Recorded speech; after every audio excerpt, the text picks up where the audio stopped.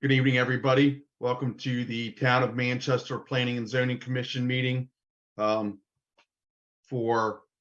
Tuesday, December 20th, 2022. Recording in progress.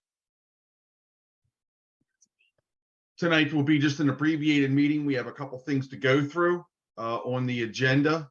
So with that being said, the minutes have been distributed from the previous meeting. I hope everybody's had a chance to read them. If there's any corrections, deletions, or other. If not, I'll take a motion to accept as written. I make motion to accept as written. I'll second the motion. Okay, motion's been made, it's been seconded. All those in favor signify by saying aye. Aye. Opposed? Okay, so accepted. All right, let's go ahead. Well, Commissioner member Burbank is having a little technical problem getting in. So let's, Andrew, why don't you go ahead with your report from the county? Yes, sir. Please, I'm sorry. Just a couple quick notes from the County Planning Department. On December 8th, which was the first day of the new Board of County Commissioners, the Board of County Commissioners voted to conduct a public hearing on the Fall Water and Sewer Amendment. That public hearing will be conducted on January 12th of 2023. The Transportation Master Plan, the Planning and Zoning Commission, during their December 13th meeting, discussed the plan in its relation to the Westminster area. And finally, I just wanted to bring to the Commission's attention that the Maryland Open Meetings Compliance Board issued an opinion on October 31st related to an open meeting violation related to a Carroll County municipality during a Planning and Zoning Commission meeting. I have sent this information to Michelle if you would like a copy. And also, if either contact me or Michelle, we can get you a copy. But I just wanted to bring that to the Commission's attention. I believe I forwarded that to you guys, right? And that is all I have. Great. Andrew, thank you for bringing that to our attention. I think reading that and understanding that, I think the Planning and Zoning Commission will be able to move forward in a clear way when we do work sessions and other things as it relates to needing the mayor and council present at those meetings. So again, thank you again for your good work, and we truly appreciate you providing that opinion. Thank you, Mr. Chair. Okay. Let's see. Steve, I guess we're going in reverse order. That'll work. Good evening, everyone. One thing, Michelle, did you pass on to the board the response back from State Highways Administration in regards to the Old Town property and access out onto? I can't remember. Does anybody see that? No. Nope, then I Okay. didn't. We did get a response back from Andrew Radcliffe, who is the acting district engineer out of 7. And they did review the information that was sent on to them from Lenhart Traffic Consulting in regards to the traffic study that was done for the Lippy Old Town property. And basically, they do concur that alternative 1 includes a 4th leg at the intersection of the intersection of Maryland Route 30 and Maple Grove Road. So they basically concur with our thoughts about bringing the new street out to that intersection.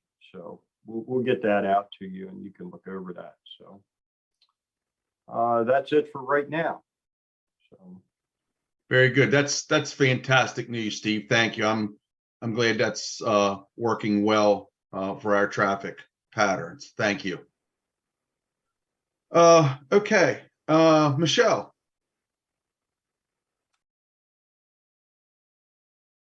Yeah, I just had a couple updates for you. The water main loop, that paperwork has been signed and it's been sent to the attorney for recording. And we also have, since last month, let me see, the annexation plan. I did send you the final of what I have with whatever changes we make to it based on some discussion this evening. And I think that's all I had new that happened. The discussion this evening was that Steve and I did meet with Patapsco. And they are wanting, the reason they were wanting the R10,000 was the smaller lot sizes and to be able to meet setbacks. So they, concurred that even if you would allow the R10, they would maximize it at 14. Or if you allow the R15 with clustering, they could still go small as R10. So it's kind of back and forth with you guys, what you really feel, how we should address it. I'm not familiar. I went back and tried to research Manchester Farms, all of it. 4 through 7 were clusters, and they were all done and set with setbacks and lot sizes back in the 90s. So what I went back and found was that the clustering, since our code doesn't specifically state to what percent they can reduce, to what percent they can reduce setbacks or lot sizes, the planning commission set all that up at that time. And so what was brought to my attention is that some of the lots in Manchester Farms 5, even though they clustered, they were R15 clustered with, I thought, minimum 10,000, but some of them are smaller than 10,000. There's some 9,500s that are touching the back of those lots. So that's something that the planning commission will have to set exact clustering regulations, but we just need to decide what we want to zone them as. So that's you guys. Okay, so where we were, I think at the last discussion that we had, we were talking about an agreement, and Bob, correct me if I'm wrong, that R10,000 was okay as long as conservation stayed conservation, and the maximum yield would be 14 lots. Am I correct on that, Bob? You're correct that the area that's currently zoned as conservation would remain conservation, yes. The development, the recommendation should be to limit it to 14 units and to allow them to develop compatible with our 10,000 standards in order to provide compatibility to the adjacent single-family homes. So you're, Because so are you suggesting that no clustering? I'm not saying that they couldn't cluster. I think they're going to need to cluster in order to make this thing move forward. And I think that is the proper way to go. I'm saying where we left off last time was at that point. Okay. And I think upon further research, yes, clustering is the appropriate. The other condition that we had talked about last was that they needed to reach out to all other properties that are not currently within the town of Manchester that are within, that would be bound by Manchester, to see if they wanted to come in with them. I did bring that to their attention, and they don't have any issue. Their attorney stated they don't have any issues with sending out the letters. But since this annexation request has already been put in and it's not with the adjoining properties, they would be on their own to do the annexation process. But they have no problem notifying them and letting them know. Wasn't that in reference to doing as we've done recently to provide the possibility of future water and sewer hookup for them when that, I think, wasn't that part of that letter? Or Well, did you want them to come in with It was the part annexation? of the letter, but I have a concern that we have an enclave today. We would not be creating one, so we don't fall afoul of that part of the code. We're just creating a smaller enclave if we accept, if the mayor and council accept the annexation, then it would be creating a smaller enclave. So my point was originally, when we first had the very first discussions, was I wanted to have a letter sent to those remaining properties. And if they were to choose to come in, they could come in now with the same annexation and not continue to piecemeal this down the road. But yes, Alex, in my other statement, they would fall akin to the exact same sewer and water conditions we've put on every other applicant, that you've got to make it available to the adjoiners. Because we know that there are septics in the area. We know that some septics in the area have had problems, and not all of the existing lots, would have the ability to do new fields. Some could, but not all of them. But we don't know, even with the Patriots one, they sent the letters to them, but they weren't gonna pay for them probably to come in either. Just do it at the same time. So now, if they want to come in at the same time on this particular annexation, wouldn't they have to rewrite the whole package again? Good. That, it depends on how we recommend it to the mayor and council. I mean, that's what we're discussing here now, is what recommendation we make to the mayor and council. The mayor and council can decide to send them back to do an amendment to their application for annexation. They can say, we want the letters, but it's up to each individual property owner to determine their own fate. Bob, do we split hairs on this one by offering in the annexation plan X number of days to those who are not part of the Patapsco group? You have X number of days to make a notice to the town whether or not you want to be included in this process. If we don't hear by you or you say no, then you're on your own. Yep, that's fine. Okay. 30 days is 30 days. Once the annexation plan is accepted, they have 30 days to come before the town and request to be included. If the town does not hear by them by 30 days, then they'll then be on their own. I don't think we can do it that way, guys. I think once the annexation goes back, and once our plan goes back to the council and they accept it, then everything starts at 60-day review and has to be sent out to all the agencies. So it will be that original annexation plan that gets sent out. Once the mayor and council accept it, yes. So that's what I'm saying, that I think the letter needs to come and say, I mean, it can be a 30-day clock or whatever, but we're making recommendations to the council and mayor. And I mean, I think we can split the baby and say, hey, send the letters certified, and they have 30 days to state their opinion on whether they want to be a part of it or not. No different than they would have time to, state their opinions about whether, they concur with it. Same thing. Okay, give me some guidance then on what do I do with that? So I go back to their attorney, say they've got to send this letter out. And then if these people do want to, then they have to rewrite their annexation plan to include them. Yeah. So it's 21 days from today till the council meets again to formally be introduced to the annexation plan. So with that being said, why I'm not understanding why we can't leave the plan.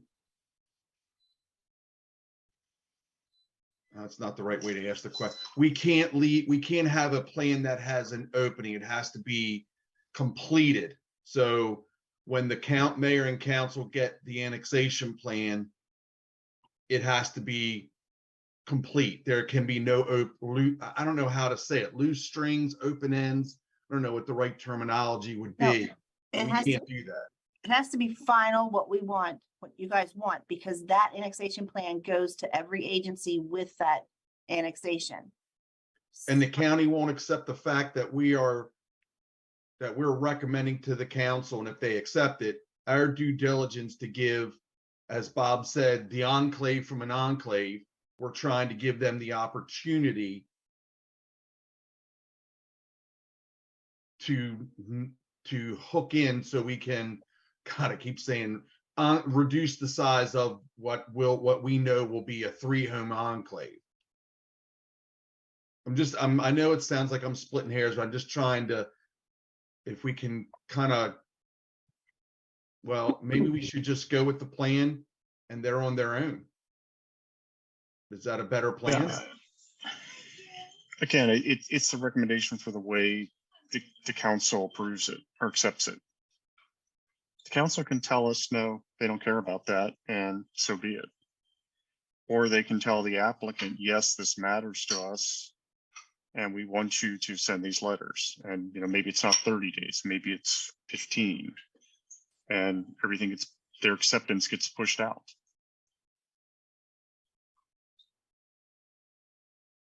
Dale, Larry, what do you think? I know Bob and I are doing most of the talking. I'm just trying to see if we can, I like what Bob's saying about we're trying not to go afoul of making another enclave. And it's just the way the property sits and the way people their homes are built and where they are. It is what it is. We're really trying to help out the future. Do you guys have any thoughts? Yeah, I do. This was good, good conversation. I was just waiting for the right moment. Bob brought up some points earlier, and I trust Bob. I trust your opinion implicitly, but I just want to better understand your line of thinking. I think we all pretty much agree to leave conservation. I think we all like that idea. Then we have a choice: R15, R10, R10 cluster, R10 no cluster, R15 no cluster. And we have these options, and I want to understand if we do. I'm not a fan of tiny little lots, of beautiful homes on these teeny little lots. I'm not a fan of that. So if we say R10 cluster, does that mean we're going to get more tiny little lots? Or I'm just trying to understand all that. Just help me understand. Because again, I trust your judgment. I want to make sure I understand it. Right. I mean, and that was the point for the compatibility with the adjoining lots that, you know, they need to be of comparable size and setback as what's out there today. So there's homes that were built. I don't know if that's 5 or 7 or which section that was, but it would be of similar lot sizes to that. The clustering gives them a little bit more flexibility of how they go and do those items. And the third element is, you know, we're putting a cap of how many lots. So there's no real advantage to making super tiny postage stamps because you have ground to use. You're not going to get anything else out of it. Okay. Is there a benefit to the town to do R10 versus R15? Is there a better benefit to us? Because whether they get 14 or whether they get 12, I don't think citizens care. Is there a benefit to the town? I don't think it necessarily changes that benefit either way. You know, we do have the enhanced hookup fee statement in there as well. So if you're looking for a benefit to the town, then yes, there's a benefit that 14 will get you more than 12 would. As far as offsetting for future water and sewer, that's in our recommendations already. I don't necessarily think, if we go with the possible potential concept that they showed us at the last meeting, I don't think the town is going to have any more road to maintain in any one of those stretches. So I don't think there's a negative there. Okay. Larry, Alex, as far as keep conservation R10 with cluster, how do you guys feel about that? I like 14,000. I'll go with Dale, 14,000. 15,000. You mean R15 as a close to R10? R14 or 15. And I'm not stuck on R15. Again, I'm just trying to understand the benefits and, the thoughts of everybody else as well. Mm-hmm. We got to think about the water supply and the sewage problem. Okay, this is on another topic, but I want to let you know, I heard from Kelly Schaefer today, and that she said that she reviewed the Patriots Overlook file and to see the letter that they use, and she's prepared to send a very similar one. But she wanted to confirm that we prefer to have all four making up the enclave notified, which I did say yes. But in theory, if one of them doesn't want to come, if one wants to come but not the others, it wouldn't solve the overall. Then we're even making a smaller one. So they're happy to do whatever is our preference. Just wanted to confirm this before sending it out. So what would you do if like two wanted to come but two didn't? I think that's the way the ball's gonna bounce in this Yeah. very narrow particular situation. We take what we can get. If they don't, we're still offering to have the developer put a sewage, the piping to the edge of the property for them if things fail in the future for the benefit of all. But I mean, Yeah, that- it doesn't change my recommendation or view of it. You know, if I can get, two into the town now, then, it's easier to get two more later. yeah. But I think it is what it is, Michelle. They send it, let them say yes or no, and their decision puts the homeowners at the balls in their court. We provide the opportunity. If they don't take it, then, down the road, I guess in the future, it may come up. Alex, what's your thought on keep conservation R10 with cluster?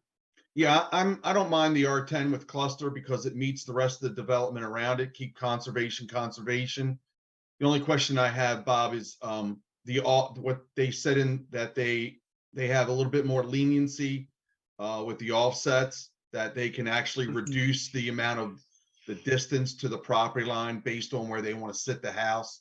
Is that correct? that's correct, and that's the reason for maintaining compatibility with the adjoiners. So, it kind of puts an extra little buffer in there, so to speak, as far as it's not exactly R10 cluster. Yeah, I'm okay with the R10 cluster, keep conservation. I'm okay with the offset issue. I mean, again, the bigger picture I see is we're trying to keep it look relatively the same. We're not having these blotches of different communities. I know it sounds kind of cookie cutter, but in the end, at least we know what we're dealing with in the area and it's consistent. Right. And the only other question I have, then, if we say R10 cluster, what's the smallest they could make a lot?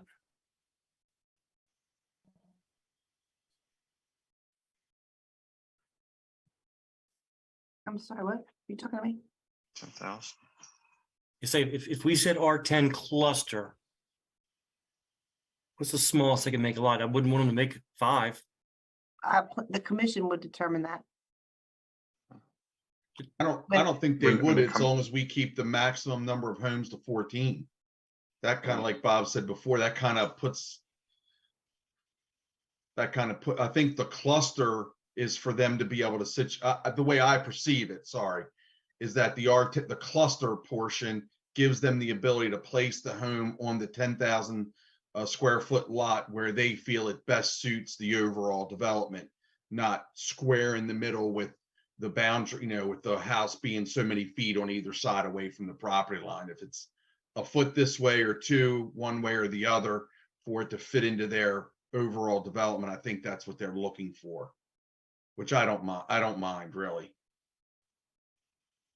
So do I understand part of our conversation last time was if it was R15, they could still get 14 homes. We make it R10, we cap it at 14 homes, but they get a better setback. Correct. They would have the ability to preserve more ground potentially if they're an R10 versus an R15. It would give them some relief on grading, which we know is going to be a major effort to grade out these sites. Looking at the topography that's there, it's pretty horrendous in places. I think I'm comfortable with where I'm here with Bob and Alex's position. I think I'm comfortable with that. All right. Larry? Now give me my guidance. What am I to take and do from this meeting? Bob? So my motion would be that we send a letter to the town council and mayor recommending acceptance of the annexation with a zoning of R10 cluster, homes to be sited compatible to the adjoiners, with a maximum of 14 units. The ground that is currently zoned as conservation is to continue to be zoned as conservation. That the applicant provide written notice to the remaining homes of the enclave, providing them with 15 days to respond to the town as to whether they wish to be included within the annexation or not.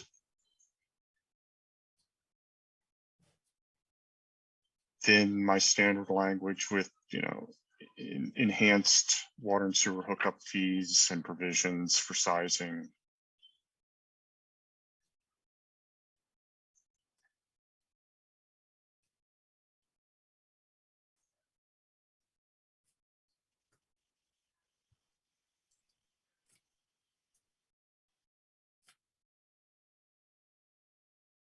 Let me know when you have it all, Michelle.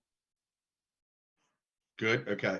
All right, so motion's on the floor made by Bob. I think we Okay, are. can I just verify that I got the right motion here? Yes, please do, because you can repeat it back for me. Okay, a motion to the council and the mayor recommending acceptance with the R10,000 homes to be sited compatible to adjoining with a maximum of 14 units. Current conservation continues to remain conservation, and the applicant provides written notice within 15 days to the town whether they intend to. Lost my. No, the applicant is to provide written notice to the remaining. Written notice within 15 days to the town.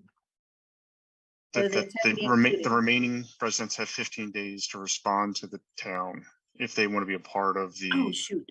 annexation. Written notice.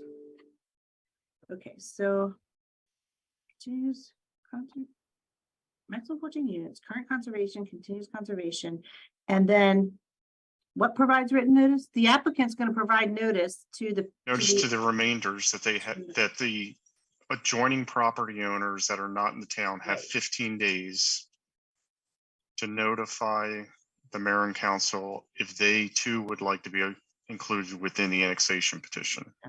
15 days to notify the town if they wish to be included. And then all the standard language about sewer upgrades and enhanced capacity, et cetera. Okay. Okay, and then. Are you good, Michelle? No, Okay. give me 1 minute. Okay, so had it so far. After the conservation remains conservation, the applicant provides written notice to the remaining properties not in town limits with the 15 days to notify the town if they wish to be included with the annexation or not. And then water and sewer are required to size the infrastructures with a 20% reserve and a 20% reserve factor to the connection fees. I think that's it. Okay, motion on the floor. Waiting for a second. I'll second the motion. Okay, motion's been made, it's been seconded. Any other discussion? Okay, all those in favor signify aye and raise your hand. Aye. Aye. Opposed? Aye. Okay, let the record show that it was a 3-1 vote in favor of the motion, and the motion has carried.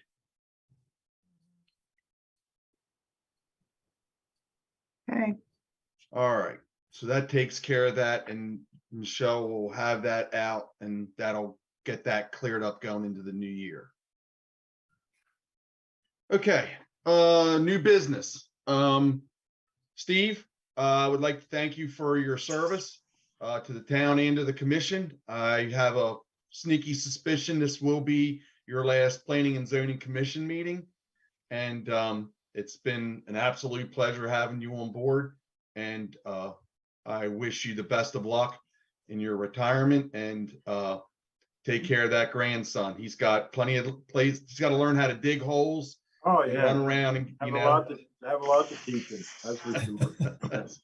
But I agree with you, Alex. It's been an honor, a pleasure working with you folks over these many years. I had mentioned this somewhere else, maybe my retirement party or something. This is a fantastic group. You all look out for the best of the community and the best of the town of Manchester. And I have really enjoyed working with you folks immensely. I'm going to miss that. I really am. So thank you very much. I appreciate that, Alex. Yes. There's always a seat in the audience with your name on it. I know it is. Yeah. I just have to take a little bit of a break here and see what my next chapter is, and we'll go from there. So I appreciate Might even be a seat on the board one day. it could be. You never know. I'm not going to rule that out right now. So, but I just need a little break, and I think I have to say I think the mayor and the council made an excellent decision. You're in good hands with Alex. We've known each other for many, many years. We're going to work well together. Transition's going to go well. I believe my last physical day on the job will probably be mid-January, maybe Friday the 13th, January 13th. So we'll see how things go. And I look forward to, the next couple of weeks. And I was very pleased. That was a very good decision. So yeah, I'm pretty happy about that. So if you need anything, pick up the phone, call me. I'm right across the street, so I'm not moving anywhere. So, but I won't pick up the phone that quick, but I will pick up the phone sometime. So, but anyway, that's enough of that. So I So heard, in other words- go ahead, Dale. I'm sorry. So if the camper's in the driveway, free game. We're yeah, good. there you go. I'm free game. Yeah, The camper's in the driveway, we're good. I mean, the number of people, and Michelle knows this, I've had water bills dropped off at my house. I've had complainers, public with concerns in my driveway, and yeah, I'm kind of used to it, but yeah, it's just part of the job. You just have to deal with it. So anyway, that's enough of that. So. I thought maybe Steve, you get caller ID at home, and if it's not somebody you want to talk to, nope, not this time. Sorry. I don't have time for that. So That's right. Yeah. Thank you again, everyone. I appreciate it. Thank you, Steve. With that, folks, I offer tendering my official resignation at the completing of the meeting tonight. As Steve has mentioned, I have been confirmed as the new town administrator. So Steve's going to make sure that seat in council chambers is warm. So I'm going to move far over to my right a little bit. I don't know, Bob, it's going to be kind of unusual sitting on your right-hand side as opposed to your left. My head's going to have to learn to turn the other way. Yep. Yep. Well, I'm listening. So, but it's been an absolute delight over the past decade plus serving with all of you. I echo Steve's sentiment that I think that the board has done an outstanding job for the citizens and preparing it as the town grows and we see new properties and new things come in through town. I think the best for the town has always been the foremost in our minds as we make decisions. I will certainly get to enjoy the commission from another perspective now, and I wish you all the best of luck. So thank you all. It's been an absolute pleasure. And when I see you in January, I'll be wearing kind of a new hat, as it were. With that being said, it's up to the commission now to meet and decide on at least a temporary chair to run the January meetings in future. And I'm sure Michelle will certainly work on looking for a new permanent member of the board while we during that time frame. So with that being said, thank you all. Is there anything else for the good of the order? Alex, I just want to say your leadership and partnership has been outstanding, and I really appreciate all your time, and you're going to be sorely missed. But good news is you're going to be just sitting on the other side of the room during our meetings. Thank you very much. I appreciate that. I look forward to it. So, All right, all. With that, motion to adjourn. Motion to adjourn. Very good. All right, everybody. Happy holidays. Be safe and see you around town. Take care, everyone. Night. Happy holidays. Right. Very good. Thank you. That's it. Merry Christmas.